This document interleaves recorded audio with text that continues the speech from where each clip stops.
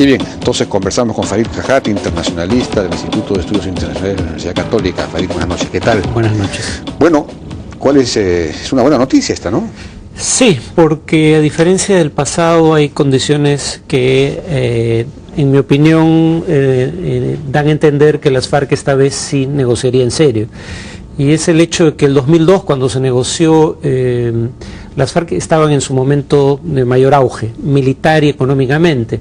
Según un estudio financiado por el Banco Mundial, las FARC llegaron a obtener en ese entonces hasta $500 millones anuales, producto de su participación en el narcotráfico, y hasta $200 millones anuales por secuestros y otras actividades como extorsión.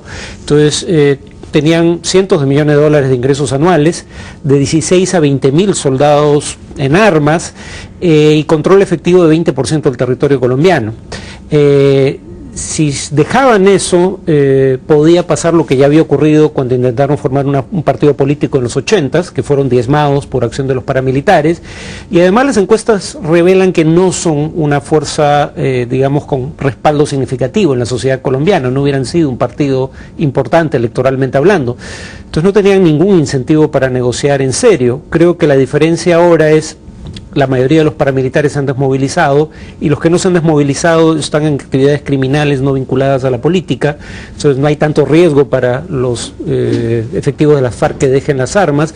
En general la tasa de homicidios ha caído dramáticamente desde principios de siglo ahora. Las FARC ha pasado de 16 a 20 mil soldados en su mejor momento a entre 8 y 9 mil en este momento. Y además el gobierno no había logrado dar un golpe certero a la dirección de las FARC hasta el año 2008.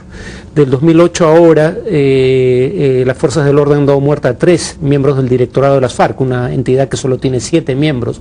Entonces, digamos, los líderes de las FARC ahora ven que hay un precio real sobre sus cabezas. Y han perdido control de una buena parte del territorio, ¿no? Es decir, están arrinconados de alguna forma. Han retornado a las zonas que controlaban en la década del 60, muy pequeñas, pero además han perdido control sobre parte de sus propias fuerzas. Habría que recordar cómo fue liberada Ingrid Betancourt. Un grupo de soldados se hace pasar por miembros de las FARC y les dicen a otros miembros de las FARC que venían de parte de la Dirección Nacional, del directorado.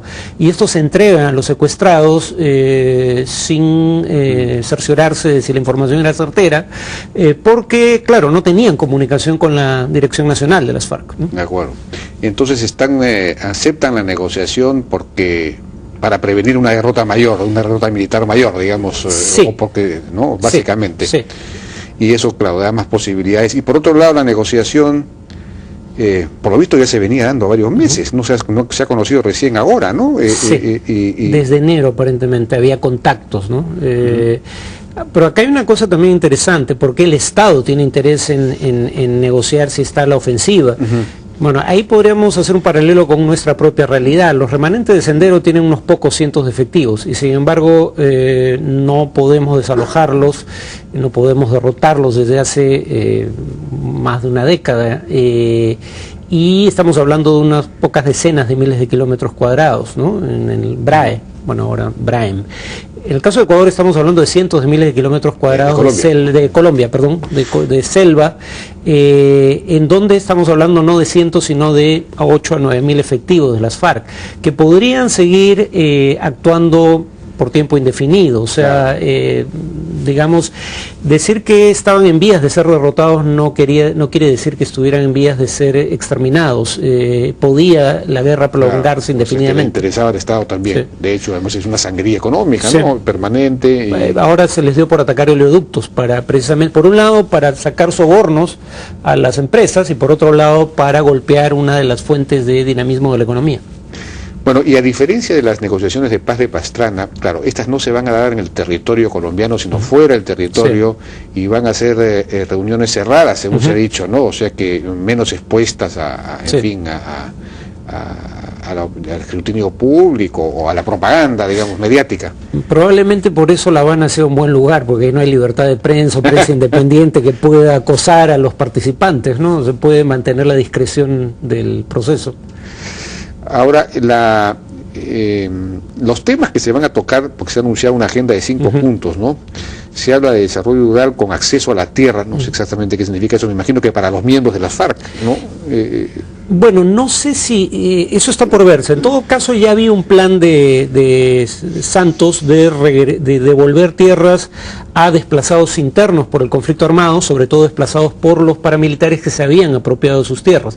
Entonces no sé si sea parte de ese proceso que ya está en curso o si sería, como indicas, la posibilidad de conceder tierras a las FARC. Creo que, hasta donde recuerdo, algo así se hizo con los paramilitares. Sí, pues. También se habla de garantías para el ejercicio de la oposición política y la participación ciudadana, fin mismo del conflicto armado, bueno, reintegración de las armas, combate al narcotráfico. Eso... O sea, que las FARC se dejen de traficar, digamos. Dejen de traficar, eso va a ser lo más difícil. Sobre todo porque mi presunción es que un sector de las FARC no se va a desmovilizar, incluso si se lo ordena su dirección. Un sector de las FARC ya no está bajo la dirección efectiva del llamado directorado y probablemente decida continuar en armas, pero única y exclusivamente como una organización criminal, o como varias organizaciones criminales en realidad. Bueno, esto es interesante, claro, porque en este momento el narcotráfico en Colombia subsiste en parte gracias a las FARC, o sea que sí, les da protección. Les da protección. Ese va a ser un problema para nosotros, porque la presión va a ser aún mayor. Pues, sí. Porque ya somos el primer país productor de cocaína, ¿no? Estando las FARC en Colombia, o sea que cómo va a ser cuando se desmovilicen, ¿no? Sin embargo, yo no preveería una caída dramática de la producción de droga, porque las organizaciones criminales, incluyendo parte de los paramilitares que nunca se desmovilizaron, van a continuar con el narcotráfico, ¿no? Digamos que las FARC no estén, no sea parte de la ecuación, va a facilitar un poco la lucha contra el narcotráfico, pero yo honestamente creo que... salvo que haya algún tipo de estrategia global o en su defecto se empiece a probar variantes de la legalización, como en el caso uruguayo o de la descriminalización, yo no veo solución nacional al problema del narcotráfico. Ahora, esto no va a tener probablemente ninguna repercusión en los movimientos radicales en América Latina, que están más bien vinculados al tema bolivariano, Chávez y todo lo demás, ¿no? Y Chávez más bien, según ha dicho Uribe, que se opone curiosamente a este proceso, va a beneficiar a la reelección de Chávez. Yo honestamente no creo que esto sea un criterio fundamental en la mayoría de los electores venezolanos a la hora de emitir su voto. Van a votar en función a las circunstancias económicas, que si bien han mejorado siguen siendo en promedio malas. Y además habría que recordar que Uribe también sostuvo una negociación con las FARC con mediación de Chávez. En ese entonces para liberar soldados y policías en poder de las FARC, cosa que finalmente logró Santos. El punto es que él alegó que, Chávez se extralimitó en sus funciones y dio por concluida la negociación, solo entonces se convierte en un enemigo de Chávez, pero hasta el 2008, 2007, en realidad su relación era buena. Y por otro lado es curioso, porque Uribe podría decir que las FARC están ahora dispuestas a negociar precisamente porque él logró influirles golpes sustantivos. De otra manera no estaríamos en esta situación. En lugar de reivindicar lo que en buena medida es un logro suyo, se pone del lado de la orilla contraria y en riesgo de que si esto fructifica él sea uno de los perdedores.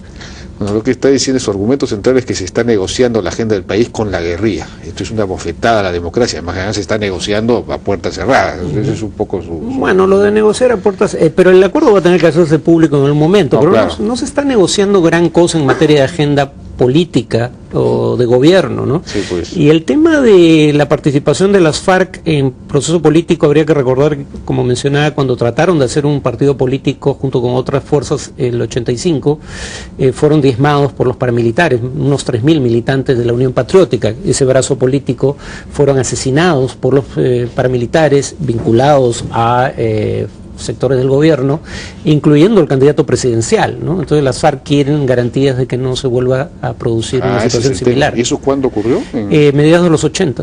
A mediados de los 80. Sí. Bueno, si esto se produce, ¿Sería o no sería el fin? Porque en Colombia hay una violencia endémica hace 50, 60 años, ¿no? Bueno, habría que recordar que Manuel Marulanda, el fundador de las FARC, empezó con la llamada violencia en la década a fines de los 40. Marulanda ha estado toda su vida adulta peleando, no sabía hacer otra cosa. Entonces, digamos, hay circunstancias que van a hacer que la violencia continúe, pero va a ser básicamente violencia delincuencial, lo cual tiene otras características. Por ejemplo, la violencia delincuencial, cuando se golpea la cabeza, es más proclive a generar conflictos internos. En el caso de las FARC, una prueba de que tenían todavía un componente político importante es que, pese a los golpes, buena parte de las fuerzas seguían obedeciendo a los nuevos dirigentes. No había luchas intestinas por la sucesión, como ocurre con los carteles mexicanos cuando es capturado o se le da muerte a un líder. De acuerdo. Bueno, pues vamos a ver qué pasa, ¿no? Vamos a ver qué pasa. Por último, bueno, Santos ha dicho que no se va a ceder en nada en el terreno militar, que las acciones van a continuar. Eso es curioso que las FARC haya aceptado eso. Sí. Mucha gente dice, cuando se negocia no se pelea, sí, pues. Hay una disyuntiva, pero en realidad cuando la negociación se entrampa, una de las partes recurre a acciones violentas como forma de demostrar que tiene un poder de negociación que la otra parte no le quiere reconocer. Entonces yo no esperaría una reducción de la violencia en los próximos meses. De hecho, la violencia va a ser parte del proceso negociador, y eso no necesariamente es síntoma de que la negociación no fructifica. Podría llegar a serlo, pero por ahora yo anticiparía que la violencia va a incrementarse, no va a disminuir. Ahora, el gobierno no pudo haber exigido para las negociaciones de paz el levantamiento de las acciones de fuerza. Lo exigía, pero finalmente cedió en ese tema. Ahora, quien más tiene que perder son las FARC, ¿no? Porque son ellos quienes están militarmente a la defensiva. El problema no es tanto los golpes que las FARC pueda propinar a las fuerzas del orden, sino los golpes a la infraestructura económica del país. Y eso no se sabe si hay acuerdos sobre eso. No hay, pues no hay. La guerra continúa. Hasta que no hay un acuerdo de cese al fuego, la guerra continúa. Bueno, vamos a ver pues qué pasa. Ojalá que esto tenga éxito. Farid Jajaj, muchas gracias por su participación en La Hora N.